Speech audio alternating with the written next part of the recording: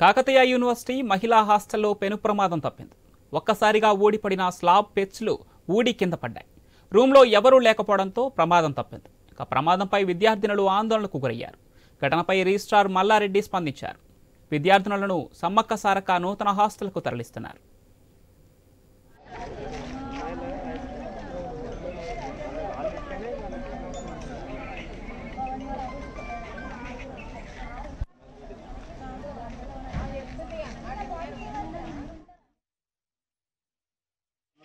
నేను కూడా డైరెక్ట్ హైదరాబాద్ ఇక్కడికే వచ్చాను.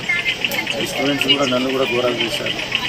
ఇప్పుడు అదే రాత్రి కొన్ని రూమ్స్ షిఫ్ట్ చేద్దామంటే వాళ్ళు కూడా రేపు పొద్దున వెళ్తాం సార్, ఇప్పుడు అవసరం లేదు. సరే అనుకున్న ప్రకారంగా ఇప్పుడు షిఫ్ట్ చేస్తాం జరిగింది. అప్పటి నుండే ఈ హాస్టల్లో ఖాళీ చేయాలి అనే ఉద్దేశం ఉంది. కొత్త హాస్టల్లో అన్ని ఏర్పాట్లు చేస్తున్నాము. ఆ క్రమంలోనే జరిగింది. ఎందుకంటే మనం చూసి చెప్పలేము కదా, ఎందుకంటే వీఆర్ నాట్ ఇంజనీర్స్. కానీ ఇది దురదృష్టవశాత్తు జరిగింది. ఈ మధ్య కాలంలో రెండు జరిగినాయి. అంతకు ముందు కూడా జరుగుతూ ఉంటాయి. ఇవన్నీ ముందు తెలిస్తే చేయదు, తెలియనప్పుడు జరిగింది.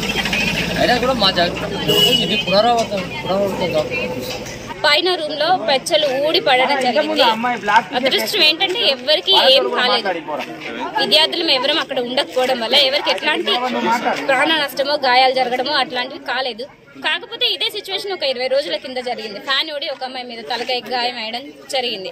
అంటే ఇట్లాంటి ఇప్పుడు డ్రైనేజ్ వాటర్ లీకేజ్ కానీ ట్యాంక్ ఓవర్ఫ్లో కానీ ఇట్లాంటి చిన్న చిన్న సమస్యలను మేము ఎదుర్కొంటున్నాం. మాకు ఇచ్చిందే ఒక 40-50 ఏళ్ళ బిల్డింగ్. దీని స్టాండర్డ్ స్టేటస్ ని టెస్ట్ చేయకుండానే మాకు ప్రొవైడ్ చేయడం జరిగింది.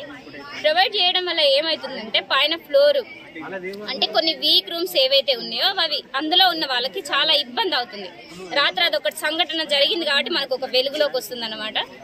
రాత్రి రిజిస్టర్ సార్ రావడం జరిగింది. వారు ఏం చెప్పారంటే మా కోసం ఒక కొత్త హాస్టల్ ప్రొవైడ్ చేసి మిమ్మల్ని అందరినీ అక్కడికి షిఫ్ట్ చేస్తామని చెప్పడం జరిగింది. కాకపోతే ఈవెన్ మమ్మల్ని కొత్త హాస్టల్ కి షిఫ్ట్ చేసినా కానీ అది కూడా ఇంకా ప్రాపర్ సెక్యూరిటీ